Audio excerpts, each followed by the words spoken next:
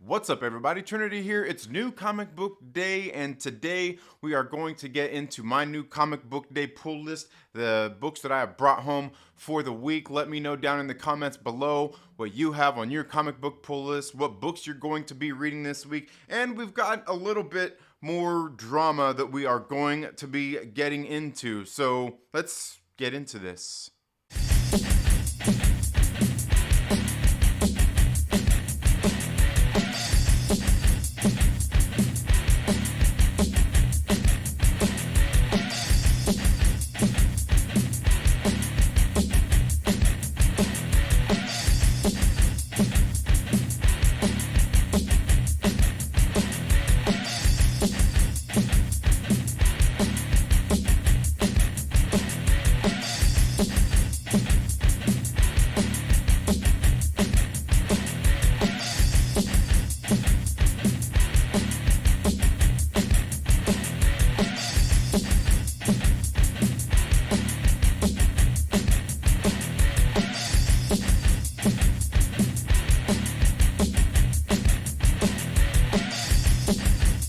Y'all, it's your boy Myrtle here. Welcome back to the channel for another edition of Mail Hydra, where today I will be unboxing this little box we just got here in the mail from the good folks over there at Coffee and Comics. Before I get into all that, please make sure you're subscribed to the channel, smash the buttons and all that good stuff. And if you like your boy Myrtle, make sure you consider becoming one of the Myrtle Maniacs, where soon we're getting ready to give away this copy right here of Hell Witch Forbidden. Yeah, that's right. We're going to give this away to one of our channel members. All you got to do is be a channel member. Don't you worry about me, man. I'm still going to have my copy right here of this same book, man. And check out that cover right there, man.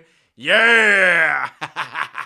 Smash that like button. Okay, let's go ahead and get right into this unboxing right here. I got all this stuff in, and they package this stuff so good over there at Coffee and Comics. Your books are guaranteed not to get damaged in the mail, and it's a good thing, man. Because this thing right here, man, it just came from Little Mesa, Arizona, and it came over here to California, and then it took a little trip back to the East Coast of Pennsylvania's and hung out there for a day, and then it come back over here to the West Coast. I don't even know what happened there, USPS, but man, you still got this package to me in pretty good time, man. Hey, man, your boy Myrtle wants to go out east and visit the Pennsylvanias. Can you get me lost sometime?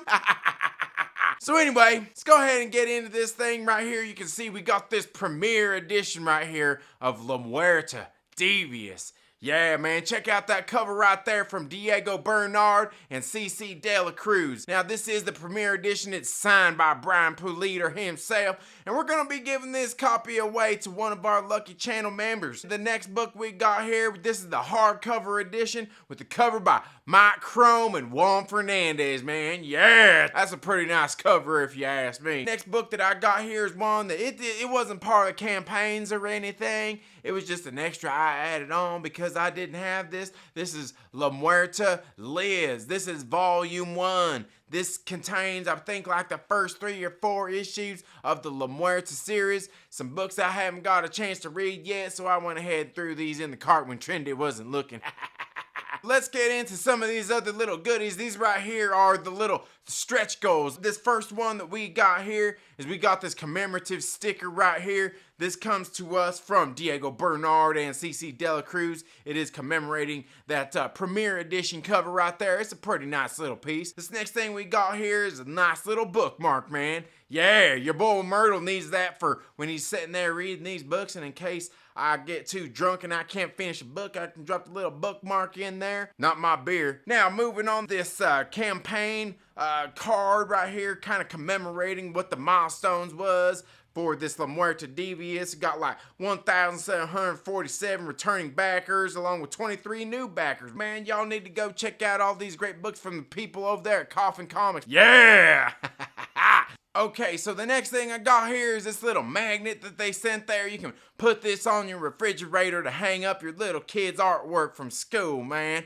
And this one right here is from Brett Booth with Adelso Corona and Juan Fernandez. It's a nice little magnet right there. Got several of these laying around the place too, man. Then we got these little different commemorative cards here too, man. We got a nice little deck full of them. The next one we've got is Mike Chrome and Juan Fernandez. course, we got the trading card, memorial trading card number 1 here from Sora Shung, Juan Castro, and CC De La Cruz. Then we've got this nice one right here from Keith Garvey, man. That's a pretty nice piece if you ask me. This next one right here, this is trading card number 3 from Ryan Kincaid and Headwinds Aldevar. This card number 4 right here is by Eric Basildua and CC De La Cruz. And we got the next ones right here. These are for the Infinity Verse 2023, and these all 3 right here, these are all done by the great Joel Gomez, who did the same art on this book, man. Does all the arts on the La Muerta books, and man, he's just got a unique art style. Some very nice stuff coming to us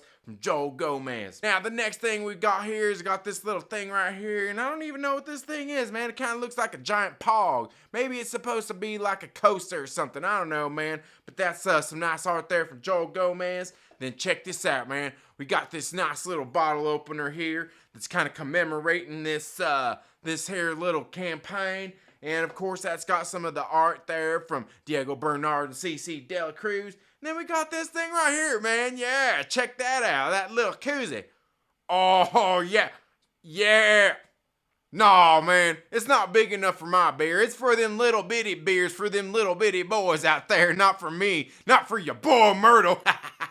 Smash that like button. But anyway, that's about all the little things we got here with this little campaign. Some cool little goodies to go along with these books that we got that's going to entertain your boy Myrtle here for the next couple of weeks. And don't forget, if you like what you're seeing here on the channel, you want to support us with your hard-earned dollars, make sure you consider becoming one of the Myrtle Maniacs. If you want to get entered into that giveaway for Hell Witch, or even one of the future ones like La Muerta Devious, we give this copy away. And as I said, don't worry about me, man. We still got some of them little hard covers around here. Hey, man, I got that omnibus I still got to read through too, man. It's been pretty good so far. I like that omnibus. It's in like a nice big format, so your boy Myrtle's aging eyes can read it really good. Or sometimes when I'm drunk, I don't have to squint at it.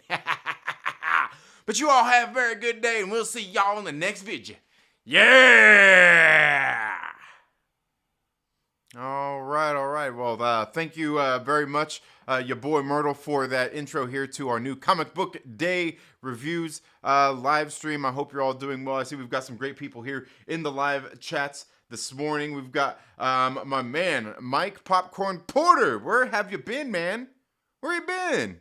I hope all's going well with you, Mike. We've also got James Jimenez here as well. Thank you so much for being here, my brother. We've also got Aggressively Relaxing in the building, as well as Alpha Proto. Thank you guys so much for being here today. Now, as I said, I'm going to go over my new Comic Book Day pull list here, and let me know down in the comments below if you have any books on your new Comic Book Day pull list this week, if there's any books that you're reading this week, if we have any that are the same. I'll go ahead and I'll get into this list, and then afterward we'll talk a little bit about some comics drama out there that I've kind of seen unfolding here over the past few days. It kind of came out, I think, here going into this last weekend.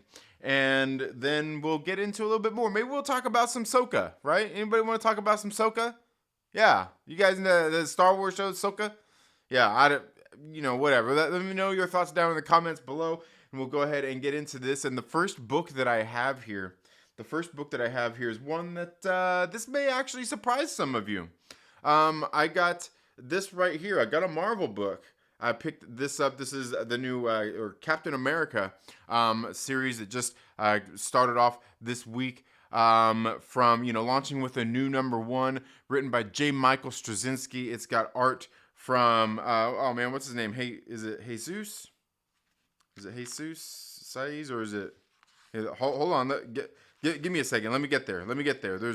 I've got this one. It's right here.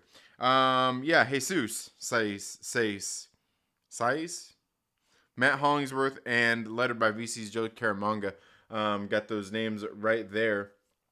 And I didn't get a chance to finish this book, but I did read through most of it, where we see that they are launching this new, #1, over here. I mean, they did something that, it's a tactic, like a lot of these companies do. You got to launch a new #1 to get people interested to buy it. You're starting off a new story arc.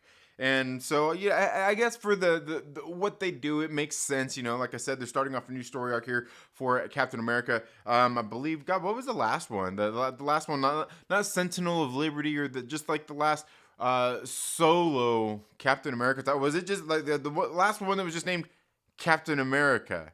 I think it was the one by what's his name, right? Ta-Nehisi Coates. Which, it was funny because I was at the comic shop yesterday as I was getting ready to leave. There was a customer there that was talking with me about Captain America. And he was like, "Man, that Ta-Nehisi Coates run, right?" And I was like, "Man, I know, like the Ta-Nehisi Coates run, like it started off actually pretty good, and then it just kind of went nowhere really fast. As a matter of fact, at some point I stopped pulling it, and I probably should have kept pulling it, because I think when I stopped pulling it, there was only a few issues left in that Ta-Nehisi Coates run, and I did actually miss a pretty badass cover for, I think it was issue number 25. Which I think I stopped pulling it like right before that. I should have hung in there through at least 25, but anyway, regardless, here we got J. Michael Straczynski, who I guess is somewhat of a controversial pick for some people here, starting off this new Captain America series. And in this series, we see that, Steve is obviously there doing his superhero thing, stopping this bad guy from attacking somebody for whatever reason. I'm sure at some point we'll learn exactly what the reason here was for this attack right here. And I think it's kind of funny, like this right here. This panel right here, like these kind of things always get me, like if you see right here, like I'm not sure what the kind of, how would you say, the laws of physics work. I'm no physicist. I'm not even a scientist of any kind whatsoever. But right here on the opening page, we see Steve going after this guy. He's on his motorcycle, and you see him on this rooftop right here, right? You see him down here on this rooftop. And he's getting ready to hop. But he's on this rooftop, as you can see, and the rooftop is flat. The rooftop is flat right there, which good. Luckily, there's no little ledge or anything. Like you can just walk right off of this building top without having to, something there to maybe stop you. Well, luckily, there's not like you would think it'd be maybe waist high or something, like a ledge at the top of a building. So it would stop you from walking off. Maybe not even like a curb-sized ledge, but like luckily there's no kind of ledge whatsoever, right? Because like if it was just up to like your ankle, like a curb or something, you're walking, near the ledge of the building, and you trip, you're going right off the side of that building, right? But if it was at least waist high, like you would probably hit it and be like,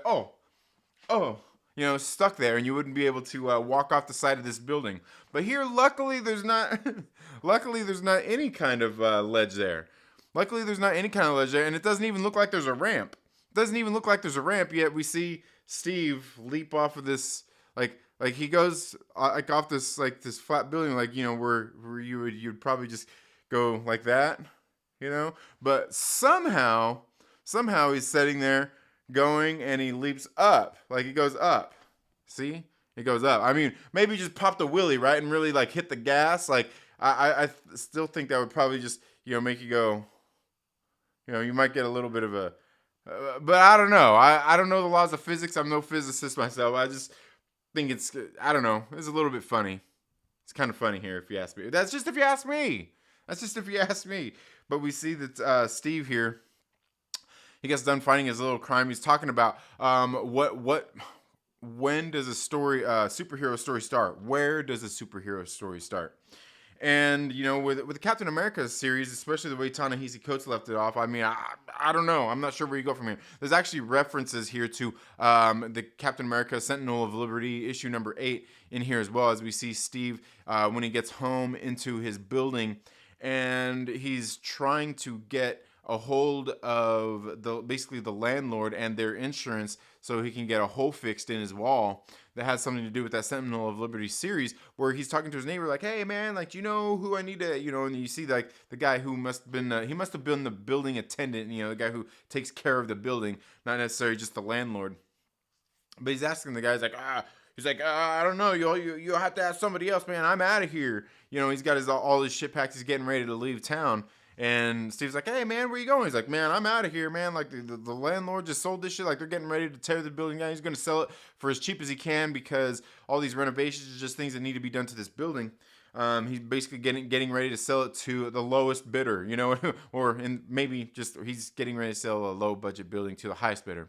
He probably just wants any amount of money to get out of this building, out of this apartment complex. And so this guy's getting released town. And Steve's like, "What?" Like, yeah. If you know anybody who wants to buy it, they're probably selling it cheap. And Steve's like, "Well, how cheap are they selling it?"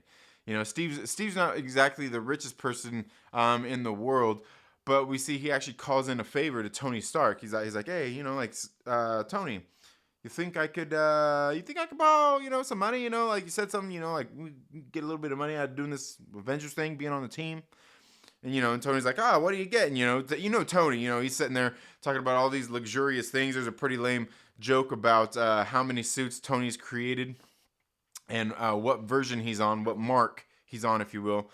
Well, Steve ends up becoming a landlord. He ends up getting the money to buy this building, and, he's not going to kick out the tenants and everybody else around. And we see that through the course of this book, some things kind of go on. A good Samaritan helps Steve out in this situation in which it's somebody that he knows is in a situation of their own, and he goes to help provide them with some shelter, in his new building that he owns. So convenient. Like the one guy ends up leaving as a tenant. Like, fuck this, I'm out of here. He's got an open room, and he got these other people out there that help him, and all good. All good. There's nothing wrong with helping people. It's just convenient, like a lot of, look, let's face it, comic books are filled with a lot of conveniences for the plot, right?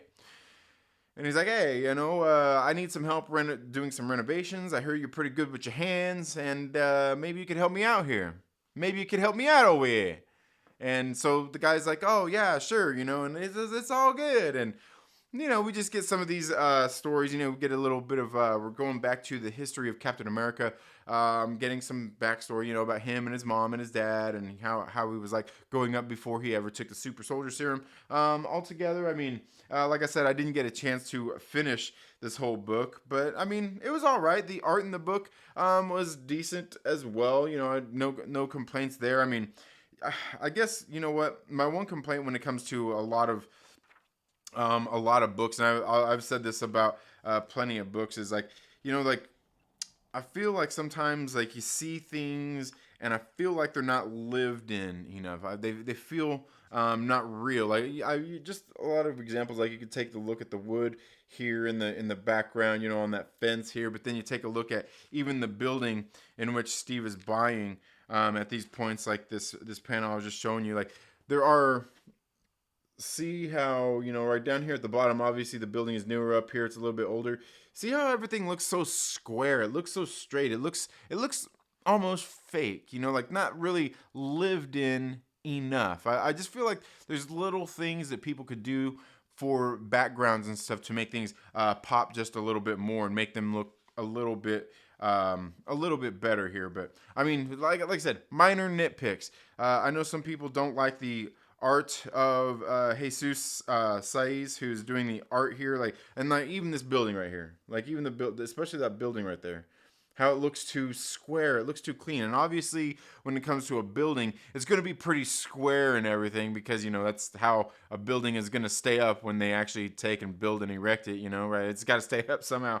But it just seems a little, I don't know, it just seems a little too, like I said, not lived in enough. Like they could put like maybe some I don't know, like how would you see some texture, some sort of texture to make it look a little bit more realistic, a little bit more lived in. But this is actually the artist here doing this book is actually the same artist who was doing Nick Spencer's run of Captain America when they were going through like a lot of the Secret Empire story arc, when it was Steve Rogers, Captain America, because at that time there was actually Sam Wilson, Captain America, and Steve Rogers, Captain America, going on at the same time. The Sam Wilson series had started a little bit earlier and then got into a little, like a handful of issues in. Then they brought Steve Rogers back because at the time Steve Rogers was old and was getting ready. He gave the shield to Sam and all that kinds of stuff, and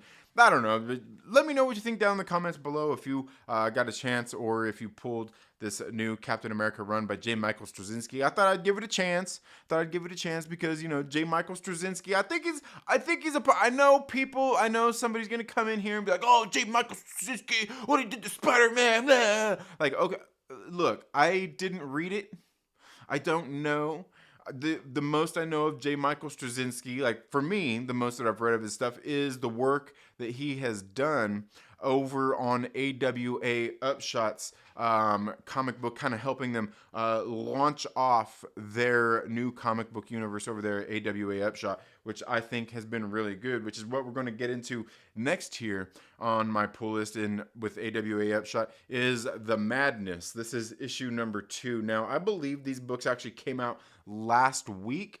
I just didn't get a chance I had a chance to pick them up, but for some reason, some of the books that come in through different distributors, like I believe this one, I think this one comes in through Lunar Distribution, who also does the DC books. They come in like a week late. Like this was solicited and supposed to come out last week, and it comes in a week later than it's supposed to. Let me know down in the comments below does that happen at your comic book shop? Like this was supposed to come out last week, it was solicited to come out last week, and you got it this week because it didn't come in till this week instead of last week.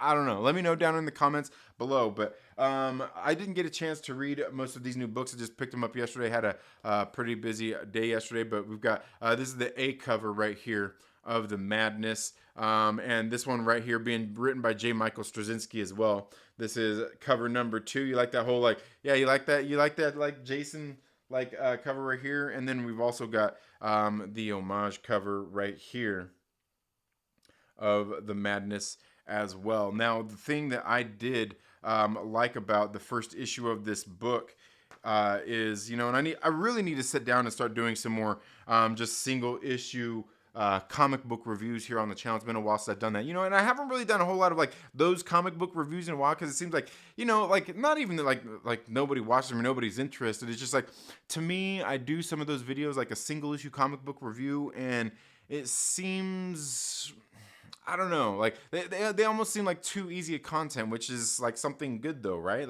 Doing something good, hey, here's this comic book, here's what it's about, here's what's going on. But I think this is one, The Madness, that really actually deserves it. J. Michael Straczynski writing The Madness here, where we've got this lady who has these powers. She has a bunch of different powers. We don't know the limits of her powers, but she can only use one power at a time. For instance, in the book where we kind of learned how she got her powers and everything, we see that's where we learned that she can only use one power at a time. She can have the power of flight, and she can be flying, but then she's impervious to pretty much everything else. She still she don't have super strength, super speed, or anything like that. She can only fly. But then say she gets out of the air and she lands somewhere, she can have super speed then, or super strength, or impervious skin, not being able to be penetrated or anything like that. But she can only use one power at a time, and she gained these powers after a bomb went off. This is where that kind of set her on her villain or hero arc after her family was killed after she had performed this robbery, and these people were after her and looking to kill her, and they ended up killing her whole family.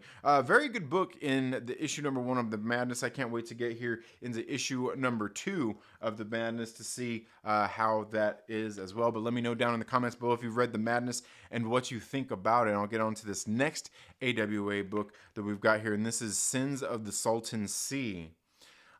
This one right here being written by Ed Brisson, and it's about this guy who was a hitman, and I guess they were more, him and his buddies, they were more of a heist kind of crew. They would go out and do these different robberies. Well, his brother, who he had been basically running and just kind of hiding out for years, and his brother ended up tracking him down and saying, hey man, we got this last score. It's always this last job, right? This last job, and we'll be set up for life, and you owe me this one, man. You owe me this one. You got to come with me to help me. So he ends up going up to help him. His brother ends up, like their whole crew basically gets ambushed, and a lot of people get shot and killed along the way. His brother gets injured, but his brother ends up living through it, where he ended up getting away with basically what it is they were trying to rob, this valuable thing that ended up actually being a person. And it was this guy's kid. But there's a few different covers here of the Sins of the Salton Sea as well. That's the first cover right there. We've got the second cover right here.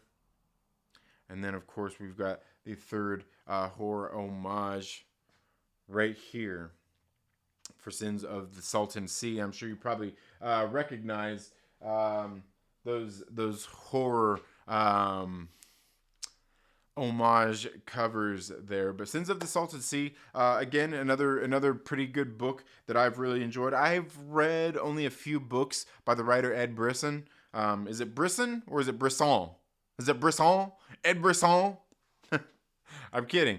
But regardless, I think the book itself has been pretty good so far through these first few issues. And again, here we're on issue number 4 of 5. But let me know down in the comments below if you have ever read Sins of the Salton Sea and what you think about it. I know my man Reefer Man Reviews, I think it was one that he said he had been checking out too and thought was pretty good.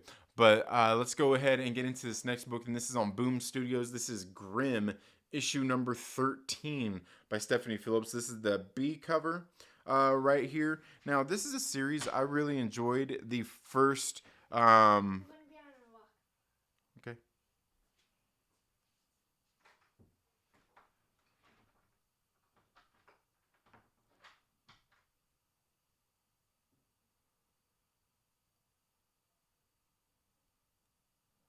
Yes, in case you can't tell, I'm getting ready to scream.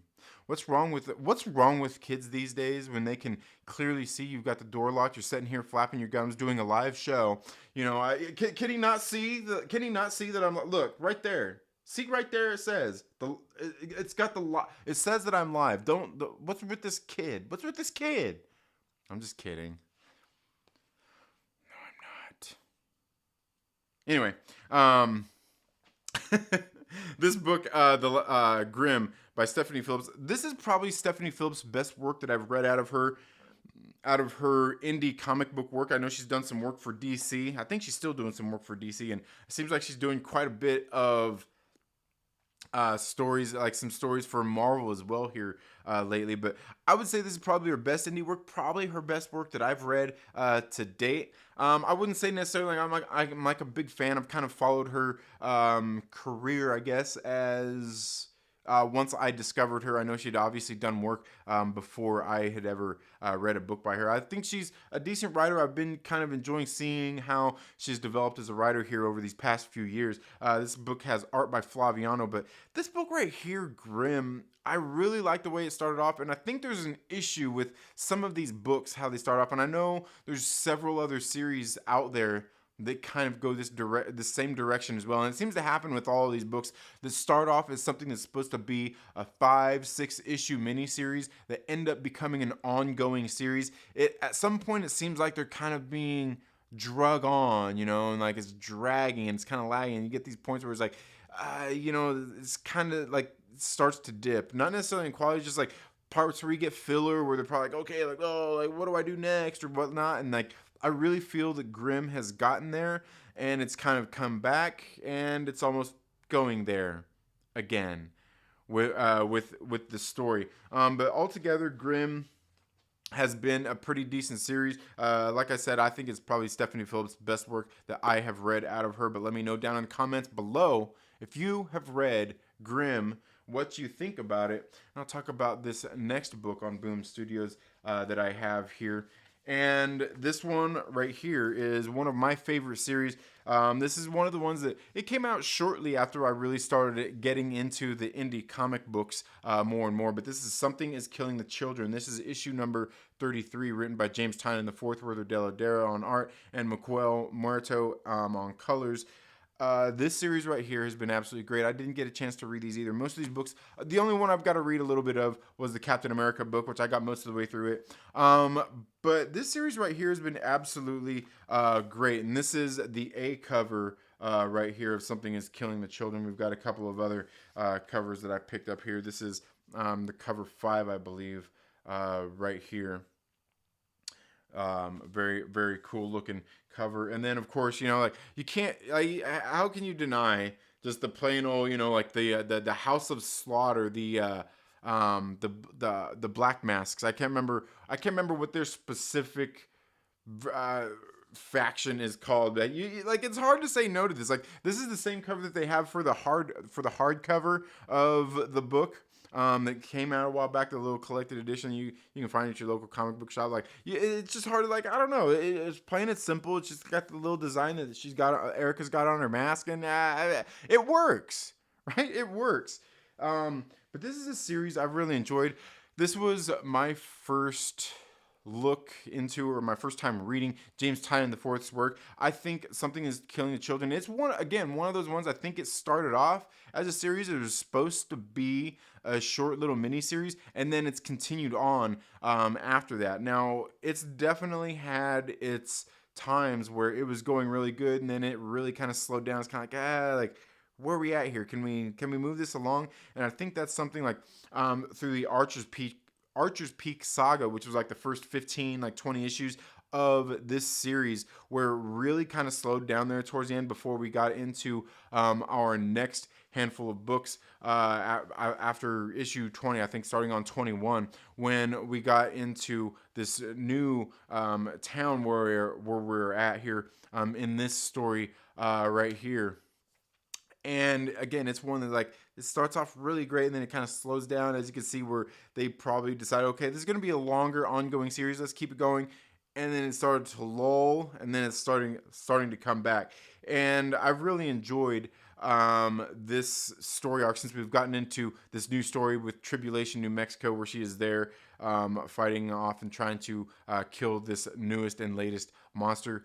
Very good stuff, and the drama has really kind of been picking up here over these last few issues of this series. Been some very good stuff as well. But let me know down in the comments below if you've been reading Something is Killing the Children, what you think about it, and I'll talk about this next book. I'm going to show this off because I haven't got a chance to read. Oh man, I just noticed that. Dang it. Whatever.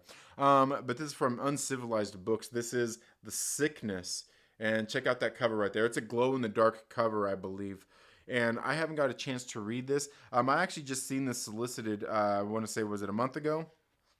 With issue number 2, so I didn't get this first issue, and this is actually not the original issue number 1. This is actually I don't know, I wouldn't necessarily say maybe it is a second edition, yeah, second edition, but I didn't get the first edition of this book because I didn't realize it was around, but I picked this up because it is being written by Lonnie Nadler and his wife Jenna Cha. And Lonnie Nadler has done some work before that I really enjoyed. I think it was Black Stars Above that was on Vault Comics that I thought was really good. And so I seen his name on this one and decided, you know what, I've got to have it. Had him order this at my LCS for it to come in, so I haven't got a chance to read it. But let me know down in the comments below if you've read The Sickness, what you think about it. Did you get this glow-in-the-dark cover of The Sickness? Let me know down in the comments below. I'll talk about this next series I have right here. We're getting here close to the end of the books that I pulled this week with Vault Comics. You guys know Vault Comics is one of my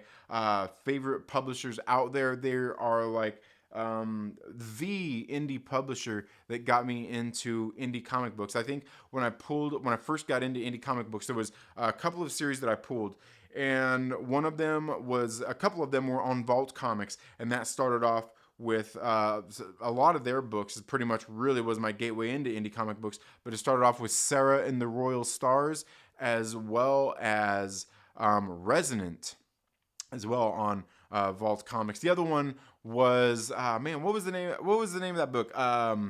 The Neon Future on Impact Theory Comics, which Tom Bilyeu has a channel here on YouTube, and he has these talks, called Impact Theory. Very good stuff. But these are the books that kind of really got me into reading indie comic books. But here, this week on Vault Comics, I've got Queen of Swords. This is issue number 3, and this right here is the main cover done by Corin Howell, who is doing the work here in this series as well. And KJ Diaz is on the colors here on this book. Very nice cover there. I absolutely love Corin Howell's work. Her art is very, like, I really just like Corin Howell's art as well. And you could follow her like on Instagram, Twitter, where I follow her at, and check out a lot of her work. Some very good stuff. I actually even picked up. There's this character she kind of created through her art that she's actually going to be getting a series on Vault Comics here very soon as well. A character called Lilith. But then we've got this second cover right here from Nathan Gooden, and again, the same colorist as in this series here, which is KJ Diaz. That's the second cover right here. And then we've got the more risque cover here from another one of my favorite artists, and that is Layla Lace, doing this third cover right here for Queen of Swords. Some very good work there. Now, the Queen of Swords is actually the series that is spinning out of the pages of Barbaric, which is a series done by the same writer, Michael Morisi, which Barbaric was kind of like he's a barbarian, obviously, kind of like a Conan, but he has this axe that talks, and his name is Axe, as far as I can remember. But the main character's name is Owen. He has this axe and he has this curse that he has to go help people who ask him for help, and he can basically only kill bad guys, people who were doing bad things. But it's been a very good series, and Queen of Swords kind of spins out of that, where we've seen the last Barbaric series end and get here spin off this Queen of Swords series, which here through the first couple of issues I thought was really good. And here we're getting into issue number 3. Again, I haven't got a chance to read it, but I've really enjoyed this. And Michael Morisi is definitely one of the better writers that we have in indie comics right now. I would love to see him get some more work. I know, and believe me, he's got plenty. He actually even did a horror. Wrote a horror movie called The Revealer that I haven't actually got a chance to see yet. And they even did a comic here on Bulk Comics as well. But he's a really good writer, does some very good stuff. He's actually even writing another series over on Ablaze Publishing called The Mighty Barbarians, which I have really enjoyed as well. Again, good writer. When he puts out books, I like to support the stuff that he is putting out. And speaking of which, I actually just recently got in the Wasted Space Cosmic Collection, which was the omnibus, the collected edition of the Wasted Space series, which came out on Vault Comics as well. But I'll be talking a little bit more about that in a future video, kind of showing that off. And then the last book I have here on Vault Comics is Money Shot Comes Again. This right here is our main cover right here. And who's doing the artwork on this? Legacy and Badilla Z. Giselle Legacy. Is that Legacy or Legace? I don't know. Those same people who are doing the art in the book, doing this cover right here. Then we've got the B cover right here, and this one is from, okay, I thought it was Tim Seeley. The cover model is Selena J. right here on that cover. And then of course we've got the Smut edition here from another one of my favorite artists, Skylar Patridge, right here. And this is part of actually a connecting cover that they have for this. And you can, like, I could take and show you the other, like, see how it's connecting. See how it's connecting there. So we've got another, probably, and I know I've got all of these so far. There's obviously another one that connects even to that. So we're, kind of see a little bit more, it's a connecting cover, right? But again, I haven't got a chance to read Money Shot. And I actually realized when this series came out again with this new story arc that I didn't finish like the last 2 issues of the last previous story arc of Money Shot. So I've got to get back and read that as well. But that's all I've got for my comic book pull list this week, folks. Let me know down in the comments below what you have on your comic book pull list and what and if we have any of the same comic books this week. Let me know. We'll get here into the live chat, say what's up to everybody, and then we will talk a little bit more about some more comics drama that has been going on out there in the world of comics, something that kind of unfolded here over the weekend. And let me see if I can. Let me see if we got 1 hour left on this campaign here. Josh over at the Den of Nerds, he is. Hold on a second here. He's got his comic book Kickstarter that is going on right now, and it looks like there's about 1 hour left for his Kickstarter for comic book called Unity. You should make sure that you go check it out. Sounds like a very interesting book. Obviously, I'm, a supporter of Josh over the Den of Nerds, channel member over there, one of the Nerdvengers. And so naturally, when Josh said he was getting back into writing comic books, I was like, hey, I want to give it a shot because he has worked in comic books before. He has a few that he has done. And I'm not sure if you guys know the Rebel Scum podcast. They've actually even came out, when I've put a post about it on Twitter. They're old friends. They've known each other for a while. I believe they used to do some streams and stuff together as well. But he even actually tweeted like, dude, like Josh is a really good writer. He's got some, like he's like, I've got his past books and it's some really good shit. So like when he said that, I'm like, hey, all right, man. Like somebody else saying that, judging from what he's done before, that is looking forward to the series. So I can't wait. I can't wait to read it. I'm gonna check it out. I went ahead. I backed it. Yes, I backed it. You can go check it out as well. But let's get here into the live comments and see what you guys are talking about. Let's see. Okay. Got everybody here saying what's up. Alpha Proto is in the building as well. It says La Muerta looks interesting. Yeah, La Muerta, very. I haven't even got a chance to read any of the books, any of the series yet. I just got in the volume 1 of La Muerta Lives, which is just basically the trade paperbacks of the first few series. So I can get it and catch up on those. Just like I still need to catch up on a lot of the Lady Death books as well. But the ones I have read of the Lady Death, absolutely great stuff. The art in Lady Death, absolutely phenomenal. And Joel Gomez, who is doing the art in the La Muerta series, absolutely great artist. Has a very unique style that he's bringing to that comic series. So yeah, definitely some good stuff. We've got Aggressively Relaxing in here with a dad joke. Says, hey, Mike, what did Hulk say when he picked up Steve Rogers and put him on his head? You like my cap? What the hell? What? Yeah. The tight fit. Yeah, the beer fitting in that koozie. Yeah, absolutely. Super Soka? Yeah, super.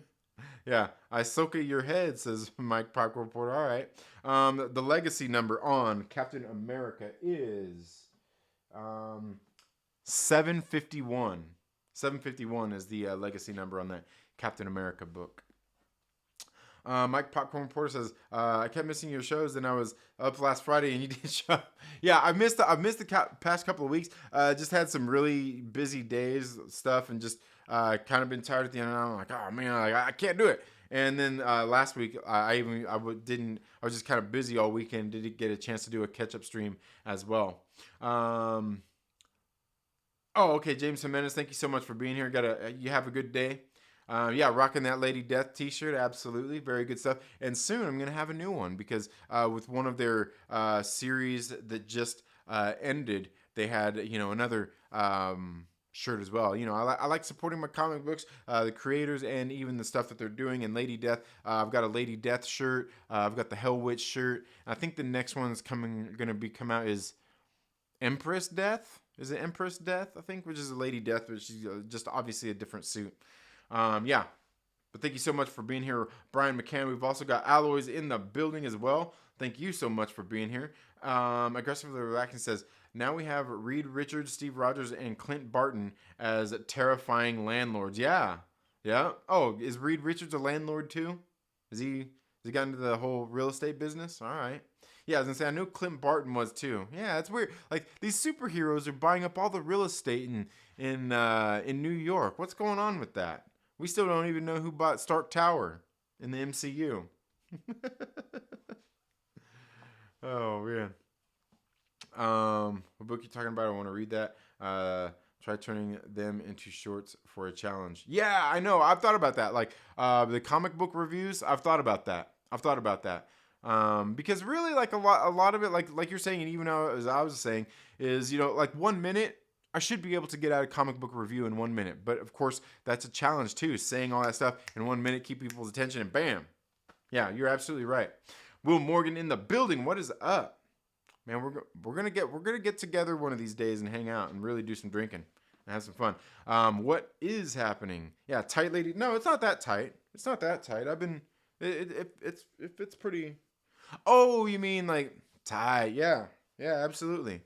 Yeah, and it's got this one has the art by Sun Kumanaki as well. Very good stuff. Yeah, Sun K does some absolutely great work for the folks over there at Coffin Comics.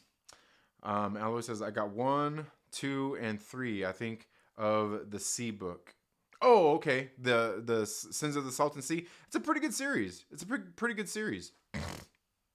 Yeah, the last score. Yeah, there's always that last score, and then it's like one of those tropes, you got to get that last score or the disc, the disc. The disc is another big one. Ooh, so we're here for the disc. You got it? Remember, like in what was it? Mission Impossible? They had the knock list on there. Remember? It's always the disc. It's always the disc. It's always the last score. Yeah.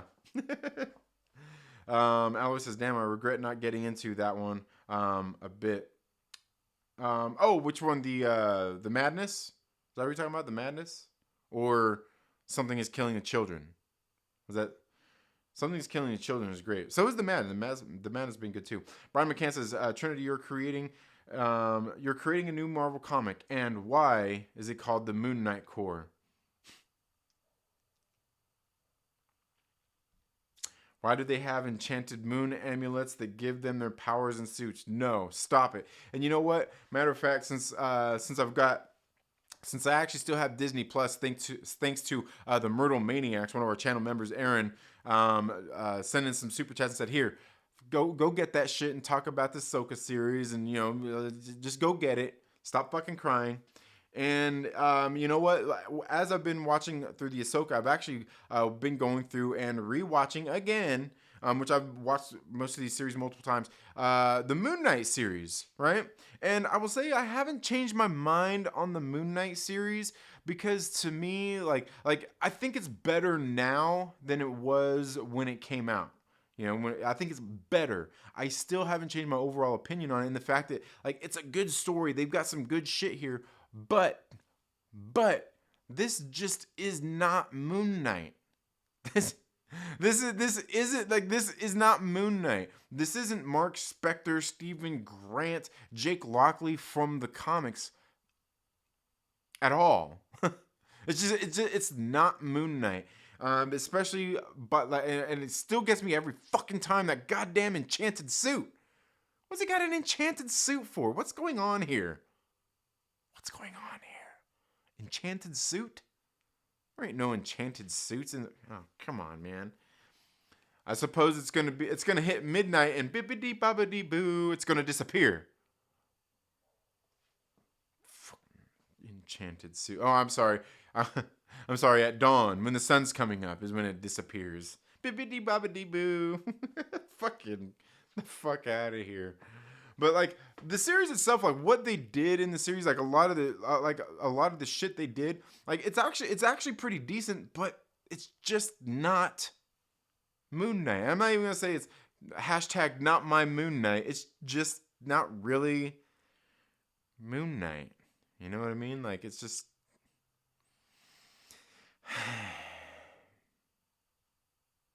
yeah.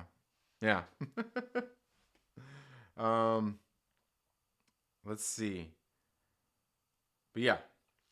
Mike Popcorn Porter says, I can't wait till when you make a video of old comic book day or future comic book day. Maybe some hieroglyphics, right? old comic book day. I like that. Talk about enchanted suits. No. That shit's for princesses. Enchanted suits are for princesses. Mr. Comic Omnibus readings. Yeah. We can get into some more of those. Rest in peace, Cardinal Sin. Gil. I don't know who or is that I think I've seen something about people posting about that on Twitter. On Twitter, somebody in the I'm not even sure what part of the community he's in, to be honest with you. But yeah, I think I've seen somebody posting about that. Will Morgan says you're killing me. Was that with the was that with the plug? Yeah, Mike Porter, you're actually streaming. Yeah, I know you don't watch shows, but One Piece on Netflix is very entertaining. It's a live action anime. Yeah, I've heard about that, but I don't have Netflix. I don't have Netflix. I don't have Netflix. Yeah. Otherwise, I might check it out. I might check it out if I had Netflix. Brian Mccann says One Piece is good. Yeah, I was gonna say I think I've heard a lot of people say that the One Piece series has been pretty good. We got Justin here in the building. Star Wars Marvel Pure says, "Yo, at least I caught the end of the stream. Hope all is well. Tony, glad you caught got some major stuff taken care of. Yes, we're getting there. We're almost at the very end. Almost. I just gotta get that cha-ching, cha-ching." Aloy says Grimm. Oh, okay. Was it the Grimm series? Yeah, it was all right. I regret not getting into Something Is Killing the Children in Grimm. Yeah, Something Is Killing the Children. I mean, you can go back there and, you can buy the trade paperbacks of it, which I would argue that series probably really reads really good in trade paperback format. And Grimm, yeah, I think it's an all right one. I think it's not bad. Madness just started. Yes. Yeah, we just got issue 2 just last week, apparently. I got it this week, but yeah, last week. Moon Knight series was okay, said Brian McCann. Yeah, it was okay. Like I said, this just is not Moon Knight. It's just not Moon Knight. It's like the same with plenty of their series where that they've done, where somebody takes and like they read the comic, they get a comic book, they flip through and they're like, oh wow, there's a comic book of this, and just throws it off to the side, and that's like, let's just make, okay, we got a guy with a suit, and because in the comic books, thank you, he didn't have multiple like personality. Well, I mean, he kind of did, but he didn't have like a multiple, like in especially in the early shit, he just had different personas that he would take on. They kind of put a little spin on, whatever. I'm sure they probably did that later in the comic books or something, but like,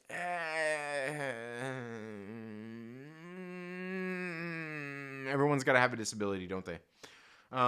Yeah, Moon Knight could have been way better. Yeah, it could have been way better. Absolutely. Regular shipping from England to my house is about 2 weeks. Got some nice stuff from my favorite band over the last 20 years, the obscure independent band, The Coral. Yeah, real psychedelic folk rock stuff. Yeah, hell yeah, dude. Nice. Yeah, and I'm sure it's probably expensive too. Shipping from me, I'm sure it's probably expensive. Voice of Oscar Isaac and Ethan Hawke. Yeah, well, I wouldn't even say it was necessarily a waste. It was only a waste in the sense that this isn't really the character. This isn't really Moon Knight. This is a character that you guys wrote and slapped the Moon Knight label on. But other than that, I mean, I think the performances in the show are really great. Yeah, I mean, yeah. It's Mooner Knight, Riff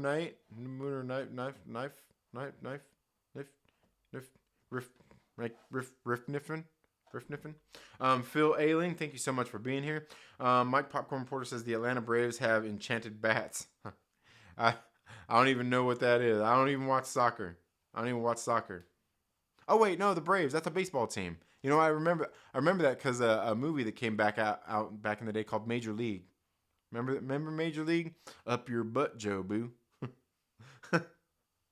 Marvel was talking about a possible Legion Knight series, Werewolf, Man-Thing, Moon Knight, Shroud, etc. Huh, interesting. Moon Knight series was awesome to me, but maybe not like the comics y'all remember. Yeah, they're not. Definitely not like the comics I remember.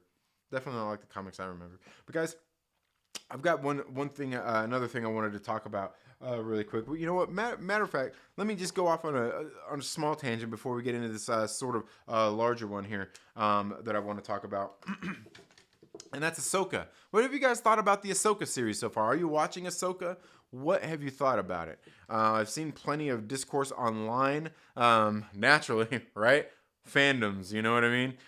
Regarding the show, I mean, some people really liking it, some people not so much. And we'll get into that. We'll get into that.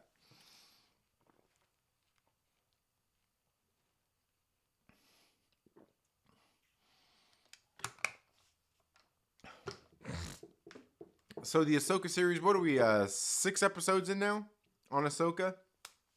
And look, like I said, it's really weird when you get online. Like I guess I wouldn't say really weird. It's kind of the normal. People have all their thoughts, their discourse regarding all of these different shows and movies and things like that. And I would say that Star Wars has definitely had their better times, but certainly has their online discourse that goes on between all the different fans of this franchise. And it was funny because I was on Twitter the other day, and somebody was asking about they were talking just about Star Wars, how everybody views all this thing. And I've become I'm somewhat of a purist myself in the fact that I like, if we're gonna take everything for what it is and what they've kind of done to a story or a franchise, I would have to say, and it's been something since I was a child, it was always my favorite anyway. But Star Wars is my favorite of all the series. Once you get past Star Wars, like they fucked everything up anyway, right? Like Leia being Luke's sister and all that stuff, because then it makes like the first, it makes Star Wars like, dude, like what was going on there? Because I seen somebody actually pose this question one day, like what is Luke doing there? Why does he just leave his planet, like goes on this crazy ass adventure and everything and what's he doing there blowing up the Death Star?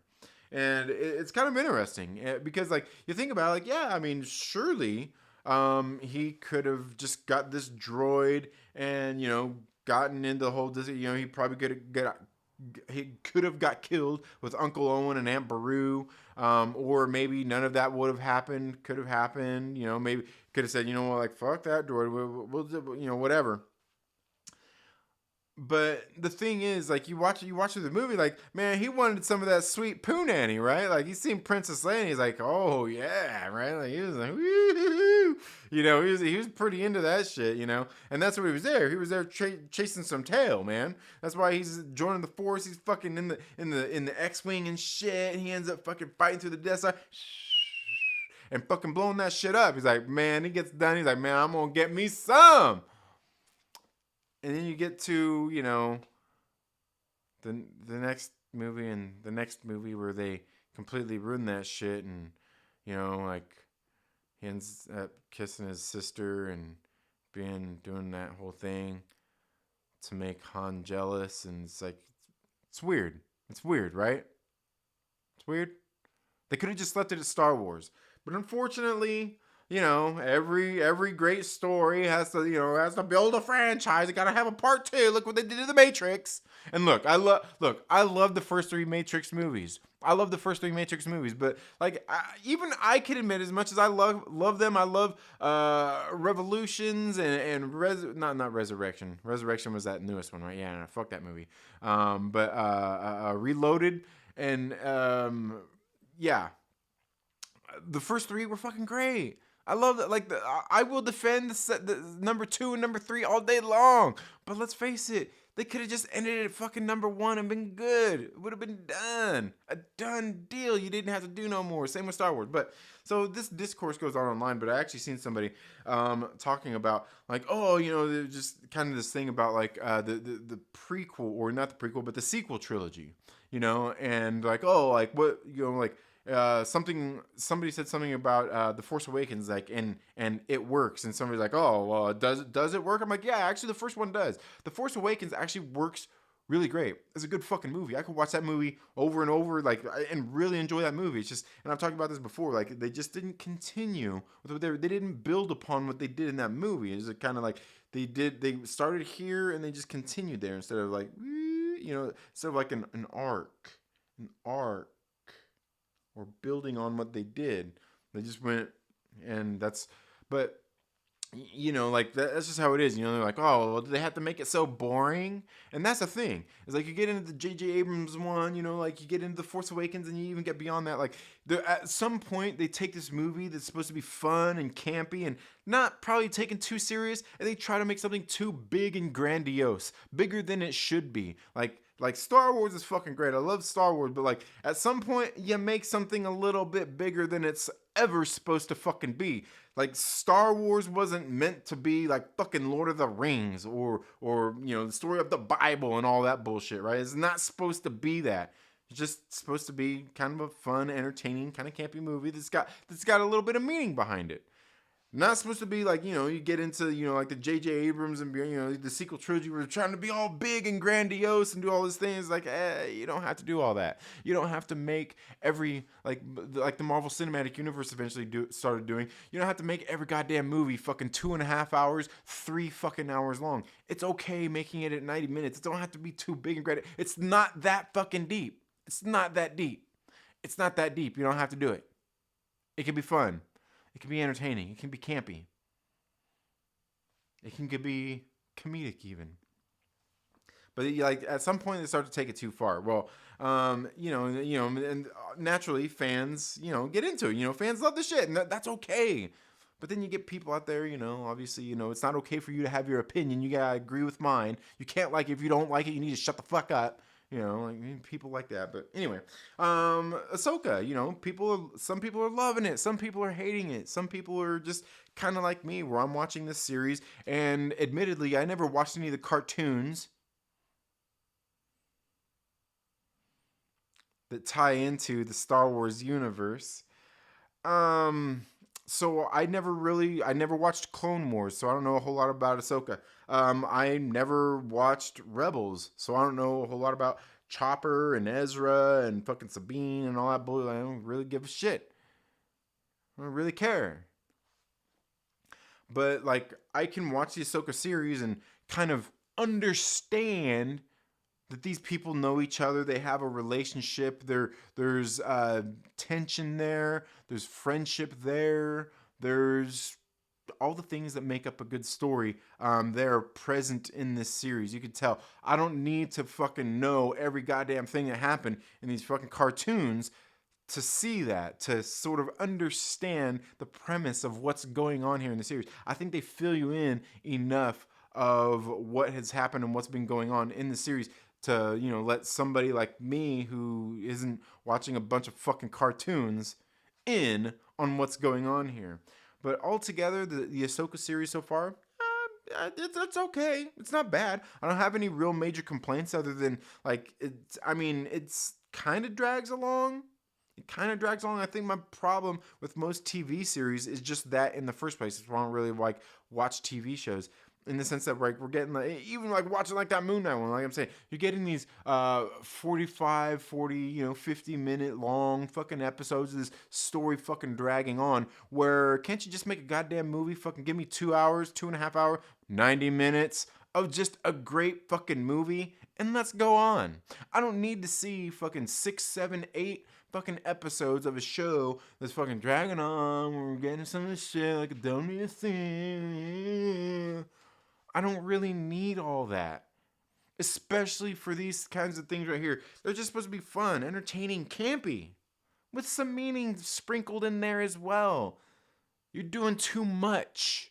You know, and I think that's the problem with, like, the Marvel shows, these Star Wars shows. It's just, you're doing too much. It doesn't have to be all that. You could have probably cut this fucking series down 6 episodes, half hour long, probably not even that long, fucking 20 minutes. Make them like the TV half hour, you know, like fucking 22-minute episodes. We're good. I know so many people out there probably feel the opposite, like, oh no, we want fucking 22 episodes and they need to be this long, and then it doesn't need to be. That's what I fucking hate about the TV shows, because you get, just like I was saying about these comic books earlier, you get to the point at some point where, like, okay, we don't know what to do. Let's just throw some shit in there fucking to fill in this time. Like, no, just fucking cut to the chase, get to the point. In the Ahsoka series, I don't think they've got a whole lot of kind of filler and fluff in there. They've got some stuff, parts here and there in each episode where I'm like, you could probably easily cut a lot of this shit out and we don't need it. But altogether, I've enjoyed the series so far. It's not bad. It's not great. It's been good. It's been good. And I can't say necessarily fun, no, not fun, but it's had some entertaining stuff, some definitely interesting things going on, especially what's going on with like Balin's skull, especially now that they've gotten onto Druidia. Isn't that the name of the planet they went to last night? Druidia? Druidia. What? Oh, Peridia. Peridia, Druidia. Fuck, what's the difference, right? What's the difference? But I think the series has been okay. No, like I said, no real complaints. No, like rah for me. But let me know what you guys think down in the comments below. We'll get into that, and we'll get into some of this comics discourse that I wanted to sort of touch on that I've seen going on here over the past few days. So let's see. Okay.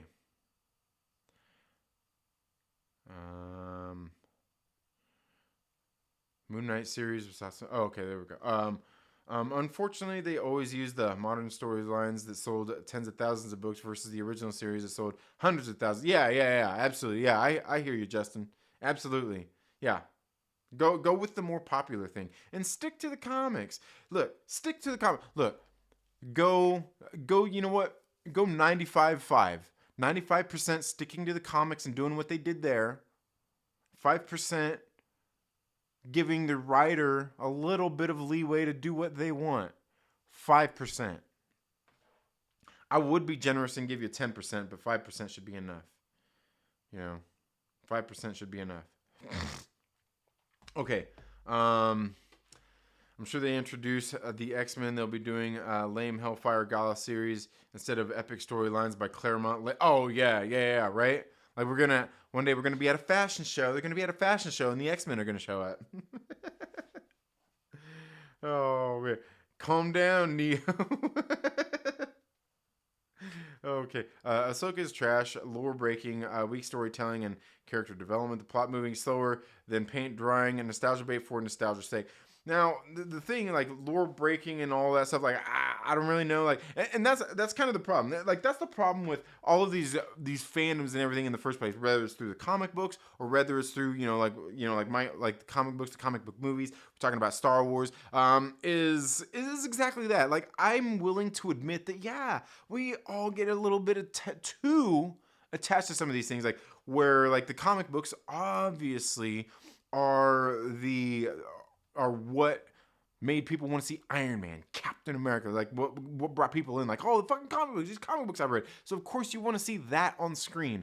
And I feel the same way with like Star Wars, but Star Wars obviously started off as a cinematic universe, then they got the books and everything, the books that everybody has, that everybody fucking holds on to, and they're like, oh my god, don't fucking change anything in this book. But like was any of all that bullshit fucking canon?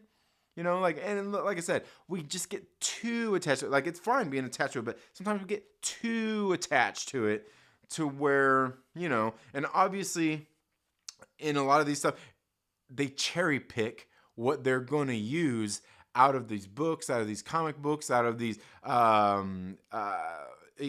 extended universe, if you will, all these different things. And so obviously that upsets fans too, because like, oh, okay, like, oh, we could do this, but we can't do this. You could do this, but you can't do this. Like, and it just kind of gets to be like, yeah, like, we hold on to it a little bit too much. But that's why we're fans. That's why we're fans, because we do read these things and we get invested in them, and that's what makes us passionate about them. And a lot of people don't understand that until they do understand it. Right? Until they do understand it, when they're sitting there fucking saying that you're wrong and you're bad, this and that, like, oh, it's not, and then something comes along and then that changes, like, oh, no, it's just,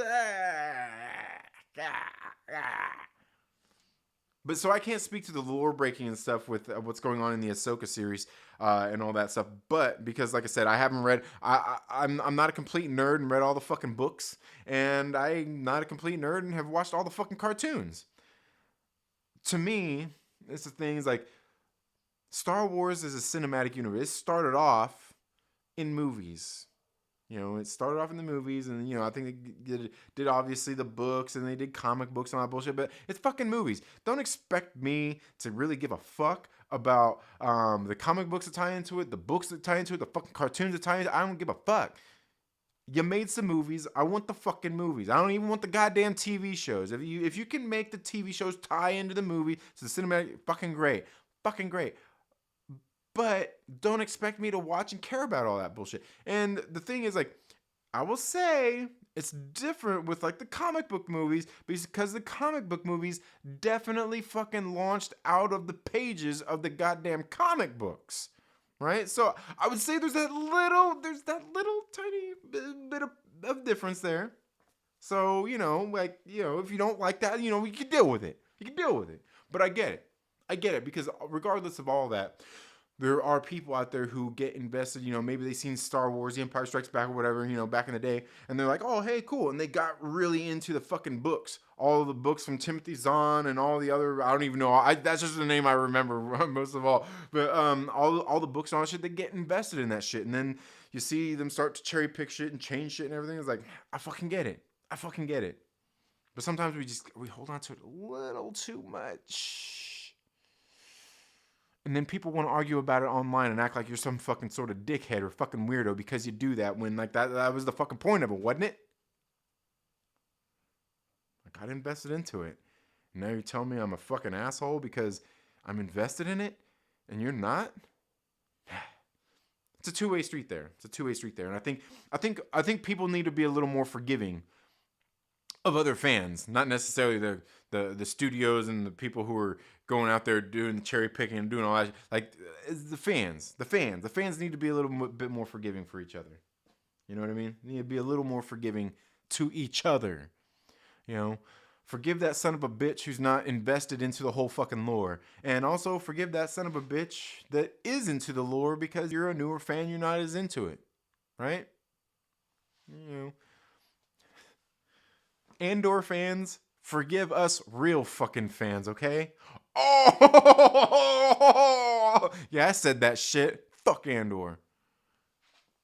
I'm sorry. I'm kidding. Naturally, I'm kidding. It's all just jokes.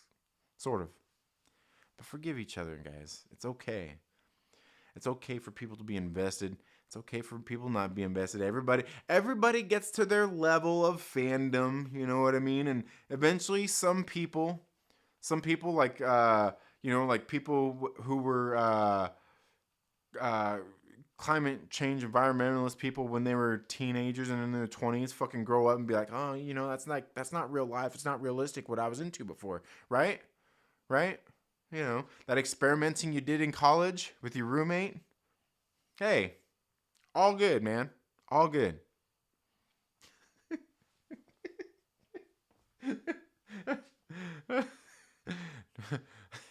I'm kidding, but I'm kind of not at the same time. You know what I mean? Like, yeah. I think the Moon Knight might be part of that Marvel now. What do you mean? Ahsoka is awesome. Each episode better than the other, says Mike Porter. Oh, hey, I already read those. What am I doing? Okay. I thought it jumped. You are so Peridia. Druidia. Hey, I've read 70 plus of those books that were decanonized in 2014. How do you decanonize non-canon? Right? I'm a nerd. Yeah. Star Wars MCU-OG, thank you so much for being here. Justin says, the thing is, the normies eat this shit up no matter what you give them. Why not stay true to the hardcore fans that supported Star Wars through the decades, through the dark time? Yeah. No, I agree. Absolutely. The normies don't know they are getting trashed. Yeah, exactly. And you know what? Like, being ignorant of it too, there's nothing wrong with that. Like I said, eventually, sometimes some people will wake up. They'll realize, like, oh man, like I was wrong here. Like they actually, like so, at some point, some people do end up wising up to some of those kinds of things. They do end up wising up. Flogan is on record saying it would be rude to bastardize EU characters. Then he goes and bastardizes EU characters. Can't talk out of both sides of your mouth. It's about, oh yeah. No, I agree. Jason is laughing. Okay. There are Star Wars fans that cherry pick certain projects and trilogies. Some fans are fans because when they grew up, like original, prequel, animated. It's their Star Wars. Yeah, yeah, absolutely. Like I said, pick your poison. Pick your poison. I think the thing is, like, you can like whatever. I don't care if you're a newer fan, you like the sequel trilogy, you like, you know, this and that, you know, whatever's going on. You're an Andor fan. Look, like what you like. Like what you like. That's perfectly fucking fine. But don't treat other people like they're assholes for simply having an opinion on the shit that they like, right? You know, they're like, who gives a fuck? Oh, all these terrible people who like the original trilogy. Don't they know the prequels or the sequels or all that? Look, you don't have to treat that fan like an asshole just because they like it. And you don't have to treat the newer fans like they're an asshole just because they like the newer shit.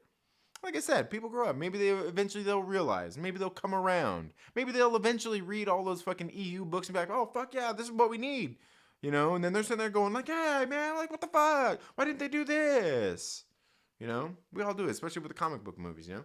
Reefer Man Reviews, my man. What is up? I hope all's going well with your Reefer Man. I hope you're doing well.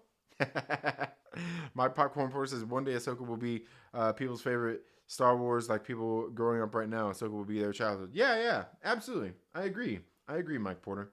But okay, the last few minutes of this show, I want to talk about some of this stuff I've seen recently online not too long ago. Let me see if I can get in here and check some of these things out.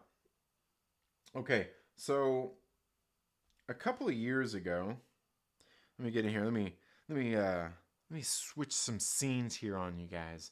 Let's switch up the scene here. A couple of years ago, there was a Kickstarter that was launched. You guys know I do a lot of crowdfunding books here on the channel, but crowdfunding is really great for people to put together a series. Maybe they don't have the money. They can get people to put forth money to gather funds to be able to bring their comic book to life. Well, a couple of years ago, this creator, Calvin Husett, set out to do this comic book called Sparrow. Okay, it was a series called Sparrow, and it is a coming-of-age story starring Elaine Ewan, daughter of legendary heroes of the past. Now, this book was, I'm not sure actually when it launched, but this project was successfully funded. Hey, what happened here? Come on. Okay, successfully funded on May 7th of 2021. So we're talking about 2.5 years ago, right? 2.5 years ago, this book came out. They had $10,717 pledged of $3,850 that they were looking for to bring this book to life. They've got 558 backers. Now, how I kind of became aware of this project is just the other day, there was a comic book store located in New York called Pulp 716 Comics, who had apparently backed this project, and they put out this post, and apparently they had some other posts as well that went along with this, and you can't see them now because they have since sort of deleted their Twitter account or put it on private for now. But they've got this Pulp 716 Comics put out this tweet. The only one I really have a shot here that says, "We are a retailer selling comics. Zoe Tunnel," and tags the publishers. Laura Helsby, again tags the publisher. Chris Sheehan, again tags publishers, and Cody Okamoto, all made it pretty clear they wouldn't be comfortable with us having their books on our shelves. Now, apparently one of the things that has gone down is apparently they're just looking for the rewards from their Kickstarter to be delivered. Now, Pulp 716 Comics is this comic shop located in New York, somewhere in the greater New York area, who is very supportive of the indie comic books community, whether that's through like these different creators who work for these different publishers. Obviously, they carry comic books in their store, but also even crowdfunding books. A lot of the people who are in the indie comics crowd space do Kickstarters as well and work on a lot of these projects. And this project in particular, again, was coming back to Sparrow. And one of the things I noticed in here, as I go to the updates here on this channel, of course, we've got some some posts here that are this post is for backers only, so we can't read that one. But then we got update 25 that was from October 13th of 2022, getting near a year ago. But we've got this printing update from this printing update number 25 from September 15th of 2023, so a little over a year ago. It says, hey everyone, Kara here. I just wanted to make an update here because I have some news. But firstly, I want to apologize for the poor managing of the project and lack of communication. I know I've apologized in previous updates, but I can't apologize enough, and I am deeply ashamed of way this Kickstarter has gone. The way this Kickstarter has gone. I was faced with hard choices and basically had to choose between my family and somehow trying to fulfill the book while homeless. And we've been trying to recover ever since. You shouldn't start a sentence with "and." You can do it, but anyway. I'm certainly not proud of any of this and hope you all can understand a little bit. I do have good news from all this, though. A wonderful creator in the community, Jared Lujan, has reached out to help me get a real game plan made for this and it getting to you all. Jared has fulfilled 3 Kickstarters and has already given me what sounds like an amazing plan to get this done. I'm eternally grateful to him and his people he's working with to help me fix my mistakes when they really don't have to. I don't have a timeline yet, but it seems like we should maybe have an idea for the printing schedule in a week or so, I'm told. And then shipping will be figured out from there. A lot of you have all reached out in support, and I cannot thank you enough. It means the world to me, and I promise I want to get this done. With help, I'm getting it. It seems really possible. I should have another update soon. Now, I will tell you that when it comes to crowdfunding comic books, especially like on Kickstarter, you're not guaranteed the rewards. You go and back this book like Josh over the Den of Nerds right now. He got the money that he got pledged for his comic book Unity.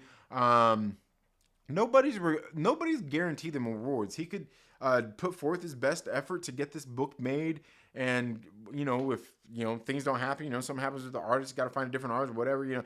Things could go awry, and the book never comes out. You never get shit from the creator. That could totally happen, and it's okay. It's in Kickstarter's terms of service. Their FAQs. You can go check all that stuff out.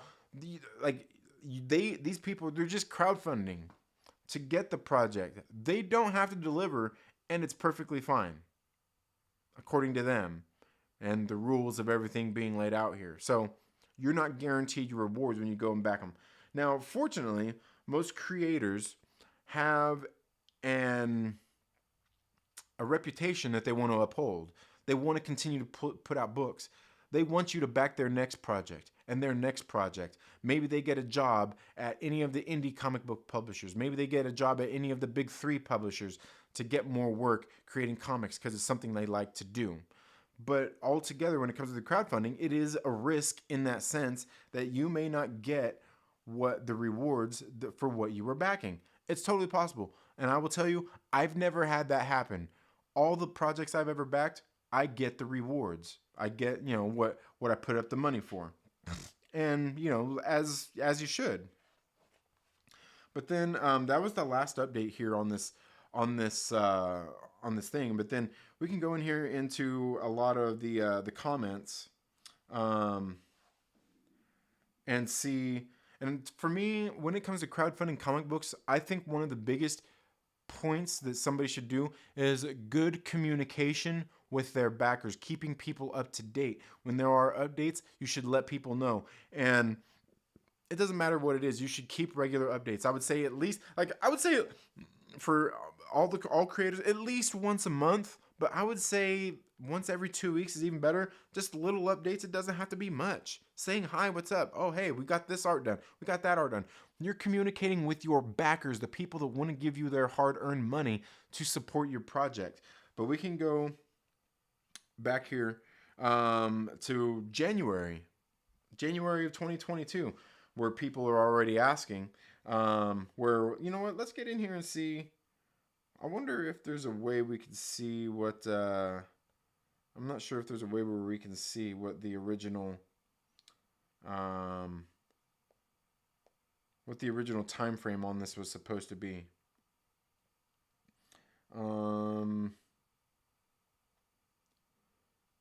Let's see. Because a lot of times, I mean, I know they'll tell you that whenever you go back the book, like the rewards are they're looking to fulfill at a certain date. But I don't recall seeing any in here when I was going through and looking for it. So it's not on there. So I'm sure that backers have that information when they were looking to fulfill this book. But we can go in here through the comments. Like I say, we get in here through like July. Where was that one at? Just January. January of 2022. And this was funded in May of 2021. So, a little less than a year later, which I would say about a year is somewhat an average time for a lot of creators to get their book out. But here we got like December 31st of 2021. Starting to get a little concerned this ain't going to happen. What's the current status? Definitely still is happening. As I stated in the last update, we're behind on schedule, but it's definitely happening. I'm chugging through the last few pages currently. And we can see here, once it is done, we're going to be dropping digitally and going to print ASAP. Now, these folks have dropped the digital version of this comic to their backers. They've got the digital version out there. And you got another guy asking here in February, about 2 months later after this post, saying, hey, is this still the case? Got this other guy in December 1st. Oh, no, that was the one I just read. Hoping to find some news on progress, keeping my fingers crossed that everyone is doing well and everything is working out. Just wondering if there's any updates on the timeline for this. Hoping you and family are doing well. Would appreciate being provided with an update for this project, February of 2022. What's the latest on this? It's been almost a year, says Evan Sledge.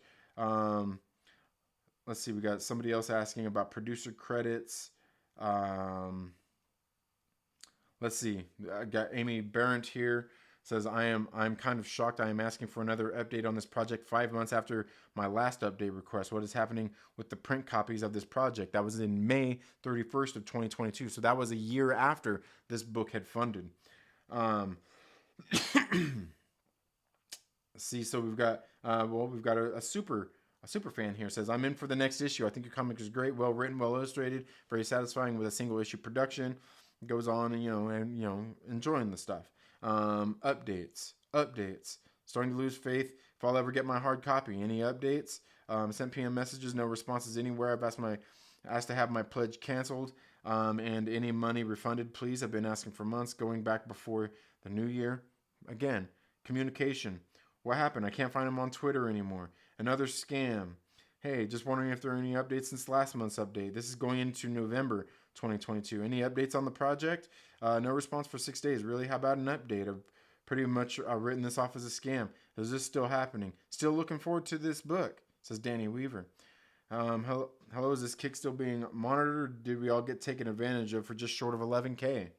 And you can go through here. Look, even Danny Weaver on May 2nd of 2023, almost 2 years later, finally says, I think we all need an update. And Allie Quinn says, I second that, right? Travis Tryon. And here's the issue. This is the real issue when it comes to crowdfunding comics and maintaining good communication with your backers. Oh, man, did it seriously go out? There we go. This comment right here, this Kickstarter really made me hesitant to back any future projects. Any. That's not saying even just from this creator. Any creator, right? Any projects. You're going to build a website for this comic? Is the story getting printed and shipped? I mean, this is getting into this year. Still looking for an update and a physical copy of the book, says Centauri Adams. That was September 8th, so not too long ago. So you can see for well over a year, people have been asking for updates. These people haven't been communicating exactly what's going on. Their last update for backers was what was that again? October 13th of 2022. This is not how you crowdfund a book. I don't give a shit if you're late. You should still even be on there. Even if it's not going to print, saying, hey man, sorry, just say this thing's not getting printed. I really apologize. And give people those constant updates every goddamn month. At least some updates. And especially at the point when you know it's not happening, say, hey, look, we've hit some road bumps. I'm not going to be able to print the book. Here's the digital copy. Here's the digital copy again for those who haven't downloaded it and read it yet. I apologize. Look, here's issue number 2. Or here's, what we got done of issue number 2. Anything, any kind of communication. Get some communication in there so people at least know what's going on. But here you have not communicated anything whatsoever. Anything. Aside from we're having issues getting to print. And we've got some help. So then we can get back into this post here from these folks over here that somebody posted from Pulp 716 Comics, who is a comic book shop who is very supportive of indie comic books and indie comic book creators. They said, we are a retailer selling comics. Zoe Tunnell, Laura Helsby, Chris Sheehan, and Cody Okamoto have all made it pretty clear they wouldn't be comfortable with us having their books on our shelves. Now, this came after there was some people who had made, other people in the community who had made posts about this comic shop and some of the things they had said regarding this book. And, this person right here, in this post says, this is incredible, vile. I think they meant incredibly vile. Those artists didn't attack you. They questioned if an issue with a young artist could have been handled differently. Everyone wants for backers to get their rewards. This is just taking it way too far and shows an ugly sight. Okay, so again, this person was just asking for updates. Apparently, some discourse had happened here. Well, I went on to find out who some of these creators are, and I actually know who most. I was actually following a lot of these creators before, and one of the main ones here was Chris Sheehan, who is obviously possibly doing some art or maybe a cover for this book. But he shares this, which is obviously probably the same screenshot, but he says, this is unhinged behavior. I'm sorry. I went about this politely, tagging no one, screenshotting no one. It was criticism over wording and light misgendering, while still giving you the benefit of the doubt, hoping you'd simply tone down the drama of somebody asking for their rewards and putting somebody on blast and being like, hey, what's up with this? And then he goes on to say, but this screenshot for posterity is completely unhinged. If you criticize us, we won't support the publishers you've worked for who have nothing to do with this. It's just wild. Tagging all publishers but not the creators is wild. And you can see here, again, that same picture that I shared. It says, I want so badly to give you the benefit of the doubt, Pulp 716. I've loudly and vocally supported you for years. I've never mentioned you in any of my criticisms. Even in that thread, I talked about how I respect you and how being upset over an unfulfilled Kickstarter is valid. Y'all were such a positive and good voice in comics. I hoped maybe you had a bad day and would adjust your tone. But now you are trying to make sure publishers don't work with me or other good creators simply for criticizing you. You're threatening publishers now for working with us because we dared to criticize you. I didn't see any criticism. I didn't see him criticizing the publishers. Look, I appreciate all the support. I appreciate all the support of my books over the years. I do. Y'all were my favorite shop. For real, this hurts. That alone should tell you how serious I felt about your words. I didn't want it to be you, but I never wanted to outright or condemn you. To out or condemn you, even though you were doing that to a singular small creator. And now to me and other good people, this seems like a pattern. I hope it stops. You were supposed to be one of the safe shops. Also, if you're going to @ people I've worked for, might as well @ nearly every publisher because I've worked with all of them. Get help. All this over $90 is crazy. I'll literally give you $90 right now. Let me know where to send it.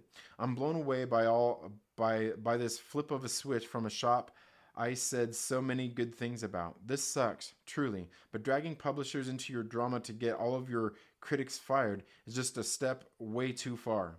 It's also beyond me that literally everyone listened is trans and or non-binary. Not sure what they were thinking with this, truly. Okay, now, this is where kind of I really wanted to get into talking about this. for the most part. And there's other posts up here from like Zoe right here. She's one of the creators of this book as well. Obviously has something to do with this book, but as is all these people who were tagged in this particular post here, right?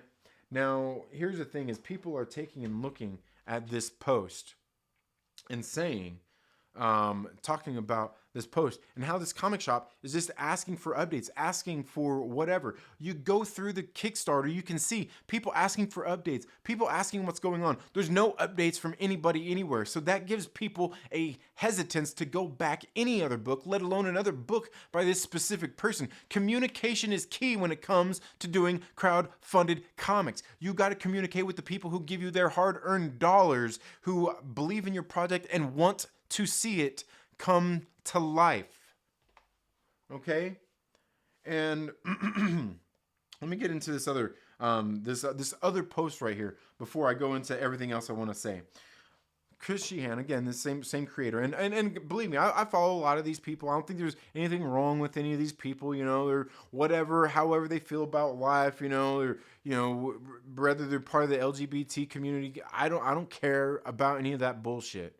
I'm not that guy, you know. I don't think they're weird because I think everybody's fucking weird in the first place. But he goes on here. He says, here's good Kickstarter advice. Factor your rates, your livable rates, into the goal. Making enough for printing, but not enough to pay yourself for doing the work could get you in a situation where you end up paying yourself with the printing money. The campaign is a bust or delayed at best if you can't eat or pay bills while you complete it.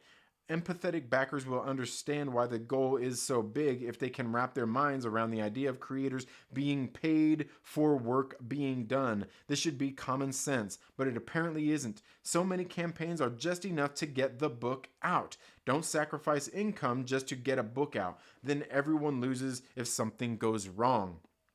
If I need to make $40 an hour, I'm factoring in the hours put into making the comic, the hours put into checking proofs, packaging and shipping, etc. And that amount will be added to the other costs as part of the goal amount. If you as a backer want more projects to be fulfilled and want to trust crowdfunding, be okay with higher goals or higher costs so that creators you want to support are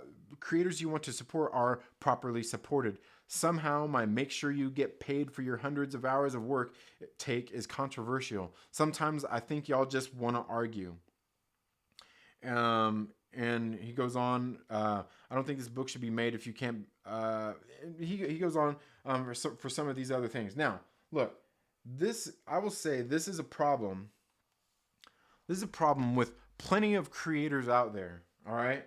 In the fact of some of the things that he's saying here, factoring in your rates and all that stuff, living expenses, look, and that's the issue with some of these kind of creators in the first place, is some of these people are afraid to make money. People show their stuff like, oh, you shouldn't be making money. This percent should be going to the artist. This percent to the colors. This percent to the letterer. This percent to the printing and production. And that's it. You shouldn't be making profits. But how does that make any fucking sense? Not making any profits on your comic book. You're literally trying to work for free. Why would you want to work for free? You're talking about and complaining about wanting to make money and being poor and having to pay bills. And look, yes, you should want to make a profit and make money so you can get your book to print and all those things. It's not evil to make money. You're not part of some evil corporation. You're not a terrible person if you make a profit because you need the profit to live off of. This whole fucking idea of saying oh, we just need this little bit to go to print,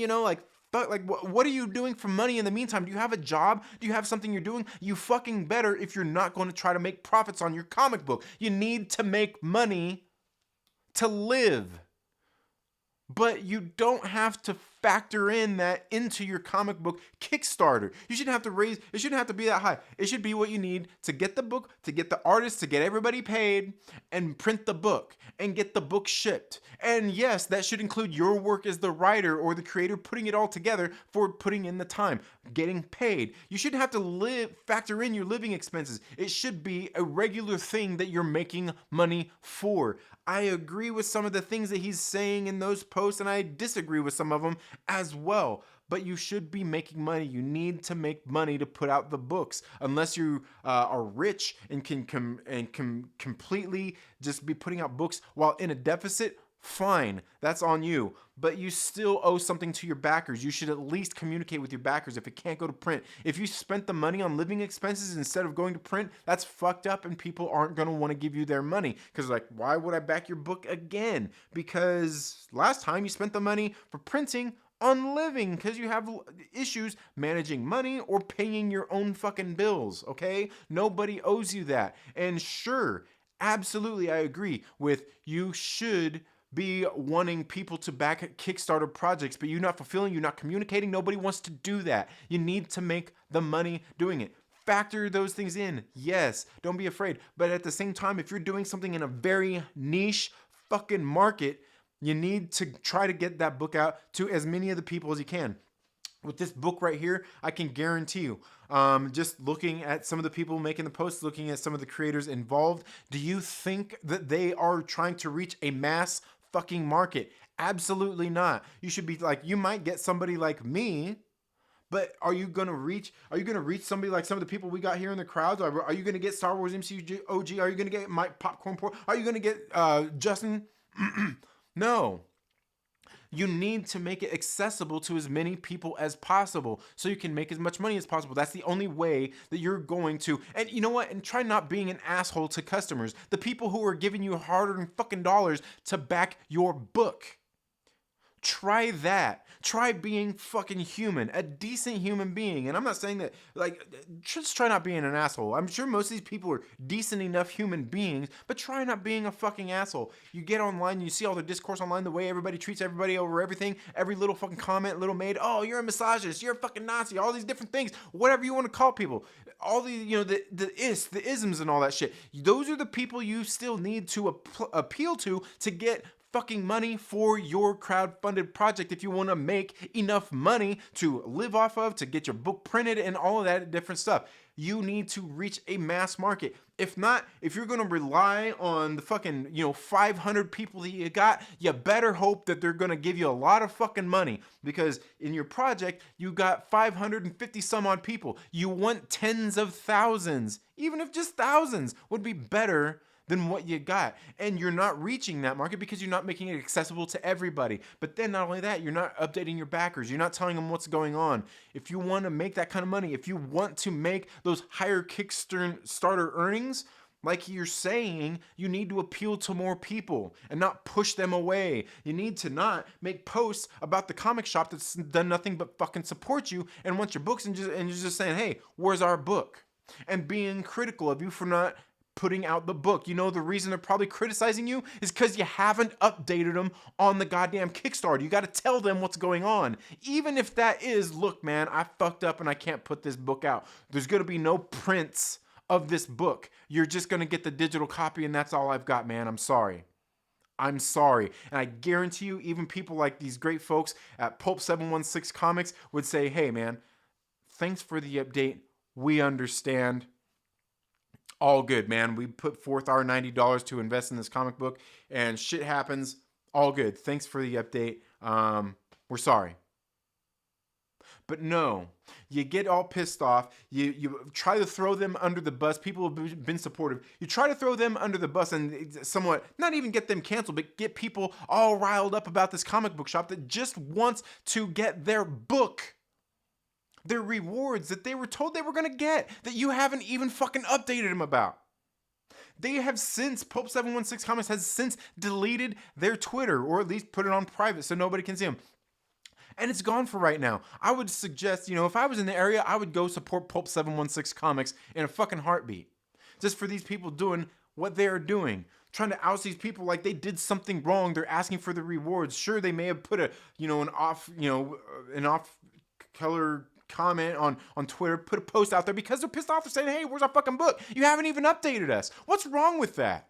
And then you guys are going to sit there and try to get everybody to gang up on them. And then you're going to act like they're doing something wrong by posting about you and tagging publishers in a thing. And here's the thing, is you're acting like it's so bad that they did that. They're saying, oh, they're trying to affect our future jobs with these publishers and these other books that we want to put out. Yeah, I mean, they're just putting people on notice saying, hey, man, look at this. But look, you want to act like it's so fucking bad that these people went out there and said, hey, man, y'all didn't fulfill your rewards. You haven't given us any fucking updates. We don't know nothing. We're a little upset you haven't even communicated with us, so we've been critical. Yeah, absolutely. And you're going to be mad about this comic shop, supposedly affecting your future work, which, obviously you're not putting shit out. You're not giving nobody updates. You're not putting out the actual fucking work. And you're upset that they put you on blast. I don't see the issue there. The issue is with you and the people that you're working with doing it. And you're upset because they do that. And you're saying, oh, you're affecting our future work and affect publishers that don't want to work with us or that we've worked with. So we affecting our future. You know what? The same exact fucking thing happened to your boy, Zach. I know there's plenty of people out there who like, oh, Comicsgate. Like Zach's not part of the Comicsgate. Everybody, the people I know in Comicsgate, that they don't accept Zach as one of them. But people are so upset, like at people like Richard C. Meyer, your boy Zach, for doing what he has done on his channel, calling out some of the different things, calling out shitty comic books and just some of the shitty practices that people have. But the exact same fucking thing happened to him when he had, I don't know, some fucking posts, some comments that he made. They went and they actually had a book that he was putting out through a publisher. I think it was Antarctic Press. And they went out there and they got the publisher to say, fuck this guy and not put out his book. You affected his ability to make future fucking projects. Were you, Chris Sheehan, were you mad? Or were any of these other fucking creators mad when he got fucking ousted and fucking outed of the fucking comic book community, and now like no publisher wants to work with him, and at this point he's doing his own thing and he's like, well, fuck, I wouldn't work with any of these publishers anyway? Were any of you mad then? Or is it just because you don't like Richard C. Meyer, you don't like your boys, like fuck that guy because he's a Nazi? Just because he has some opinions that you don't agree with? Opinions. I've never even heard the guy say anything fucking like terrible. And you're like, were you upset when he got canceled? When his book and you guys affected, all these people went out there and affected his ability to get publishing work? Were any of you guys mad about that? No, I can guarantee you everybody that fucking looks at this post and agrees with this post is sitting there saying, yeah, fuck that guy. But yet now you're sitting here, the situation has turned and it's on you now and you're upset. You're upset that it's happening to you. Richard C. Meyer, he's fulfilled all of his comic books. He's fulfilled all his campaigns. Sure, some of them have been taking a really long time, and believe me, I've backed a few of his books, and yeah, they take a while, but they're good, they're entertaining, but he at least got them out. And you're upset because somebody put you on blast for a comic book that you're not going to put out. Somebody who took the fucking money and ran. Sure, they put out the digital comic book, but they spent the money on living expenses because you can't fucking manage your shit. At least get on your Kickstarter and update people and say you're fucking sorry the comic book isn't coming out in a physical form. But don't sit here and act like this fucking comic shop did something bad by asking for the rewards, by putting it on blast that, hey man, these fucking people are just taking the money and running and they couldn't manage their shit. Don't be mad at them. It's not their fault. It's your fucking fault.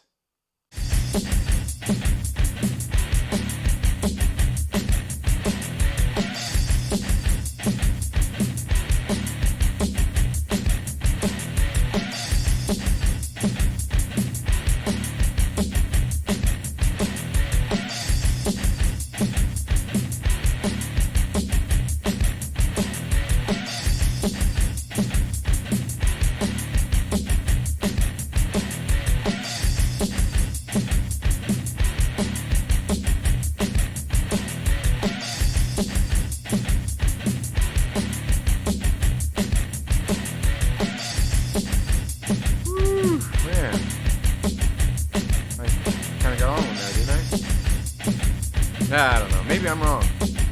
Maybe I'm wrong about all this stuff. Maybe I'm wrong. I don't know. Let me know what you guys think down in the comments below. Y'all have a good day. We'll see you soon.